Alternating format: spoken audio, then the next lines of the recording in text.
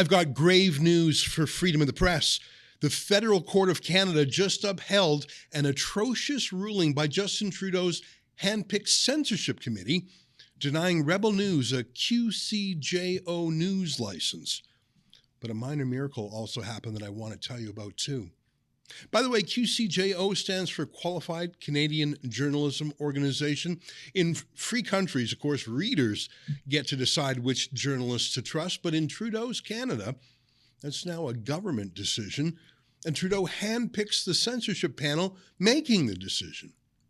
I want you to see today's ruling for yourself, and also to see our memorandum of fact and law that our lawyers submitted to the court. Please go to a special website we've set up called wearesuingtrudeau.com. I'd really like to encourage you to read that memorandum of fact and law. It's 31 pages long, but it's easy to understand, and I think it's one of the best defenses of freedom of the press I've ever read in Canada. In a way, that makes today's loss even worse. Our lawyers made the best case possible, and the judge just threw it out. But I've got some hope also. I've read the ruling carefully and consulted with our lawyers today, and I believe that we can have it overturned by the Federal Court of Appeal. There are some strong grounds for appeal that I hope more senior judges will recognize. Unfortunately, we're up against the unlimited resources of the Trudeau government, and we have to cover our own costs ourselves, of course. Trudeau has spent millions of dollars censoring us, including creating this well-paid censorship panel clearly built with Rebel News in mind. Obviously, we don't have his kind of money, and so far this case has already cost us a staggering $177,000, which really stretched us thin.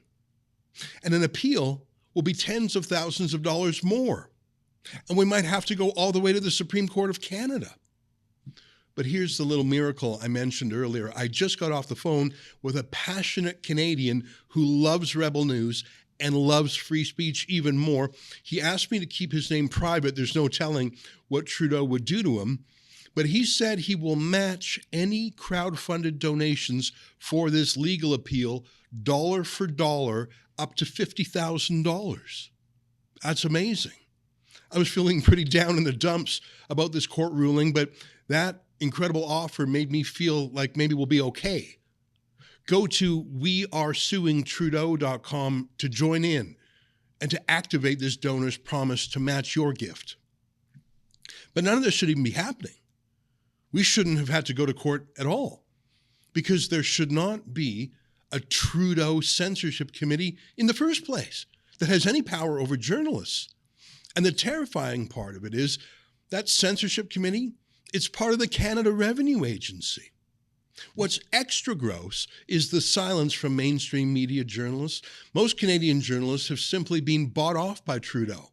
If they work for the CBC, and more than 50% of Canadian journalists do, they already get all their pay from Trudeau.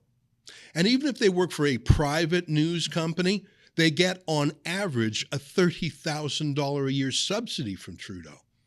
That's why they're silent today. And that's another reason why they hate Rebel News, because we don't take any cash from Trudeau, and they're ashamed that they do. I don't want to spend too much time on the court ruling, but there's just this one part that shows you how unreasonable it is. Rebel News, as you know, publishes literally thousands of news stories every year. And the busiest time in our entire history was during the trucker convoy back in February 2022. We were publishing up to 20 stories a day, almost all of them from the ground, in Ottawa, in Windsor, in Coutts, Alberta, and any other place where there were trucker protests. We were the window on the trucker convoy for the whole world. I don't know if you know this, but in that month of February 2022, we actually had more viewers, 400 million views and impressions, than the CBC state broadcaster gets on an average month. But here's how Trudeau's censorship committee described that 3-week period of time. They said only 2% of the items during the aforementioned period constituted original news content. What? Only 2% of our stories were original news content? What does that even mean? What else do they think we were doing over here? It was all news. That's madness, but the judge actually accepted that bizarre claim and used it as a reason to deny us a QCJO news license. We've got to fight back. We've got to appeal. And thankfully, we've got a donor willing to match any donations dollar for dollar up to $50,000. There are a lot of reasons why we just have to win. Under Bill C-11, which is now law, Trudeau has the power to order companies like YouTube and Facebook to either boost or throttle any Canadian content. Now, it would be too conspicuous for Trudeau to order them to ban Rebel News, but all he has to do is to order them to ban journalism that doesn't have the QCJO news license. That way he can say, oh no, he wasn't targeting Rebel News, and the tech companies did it, not him. That's what I'm afraid of, because 99% of Canadian journalists have QCJO status. There really isn't any point to the certification other than to ban those very few media outlets that criticize Trudeau. I've actually heard this law called the Get Rebel News law, but it's in some ways a Get Rebel News supporters law as well. When people subscribe to the Globe and Mail or the Toronto Star, they're able to deduct that subscription price off their taxes. Our subscribers, due to this ruling, cannot. That's discrimination. Trudeau really does mean to stamp us out, and today's court ruling gets him closer to that goal. We have to fight back. We lost in the federal court, but we can go to the Federal Court of Appeal. We've beat Trudeau before. Remember in 2019 and 2021 when he banned us from attending the leaders' debates and Rebel News went to court and got them to overturn his ban. We can beat Trudeau again. We have to. Please go to wearesuingtrudeau.com. Read the ruling today. Read our memorandum of fact and law, and read the original censorship committee report too. It will just blow you away that that's actually happening in a free country.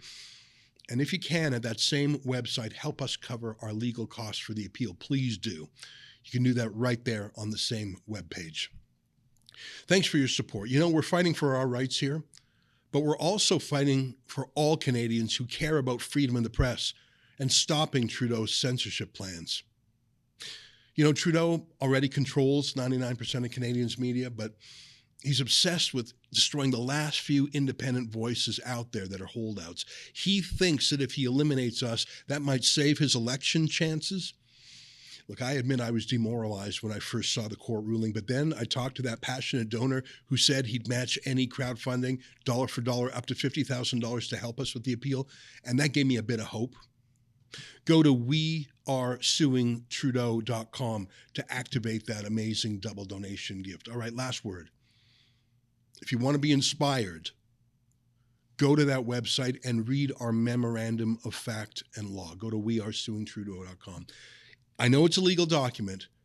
I think it's great lawyering, but I think it's actually a beautiful read in defense of our freedom. Thanks for your support. We're suing Justin Trudeau because he's trying to censor us. Well, we're fighting back. I need your help, though, because we have to go to court, the Federal Court of Appeal. Learn more and chip in at wearesuingtrudeau.com.